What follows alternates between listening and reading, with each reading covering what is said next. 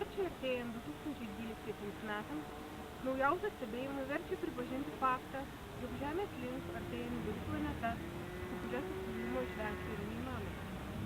Iš Saulės sistemos kūnų stebėjimo instituto gauti duomenys nurodo, kad iki Žemės sunaikinimo liko vos 2,5 metų. Lemiama katastrofa turėtų įvykti 2012 gruodžio 21 dieną. Londono Karališkosios mokslo akademijos didysis teleskopas parodė, jog nebyrų planetos paviršius yra nusėtas daugybė tamsių objektų, kurie, kaip spėjama, gali būti planetos gyventojų Anunnakų pastatai. Rekomenduojama išlikti ramiai, nekelti panikos. Atrasti nauji šumerų raštai, datuojami 3000 metų prieš Kristų, teigiantis, jog 2012 metų gruodžio 21 dieną Nibiru planeta, skriejanti ilgą elipsinę orbitą, kliudys Žemę ir Žemė bus kolonizuota Nibiru gyventojų Anunnaki.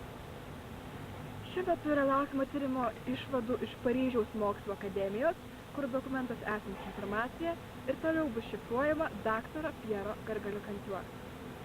Priverstinai prašome visų gyventojų tuojau pat pasiimti vaikus iš mokyklų, išsikasti bunkerius ir neįsileisti vidun Anunnakių ar galimai juos panašių asmenų.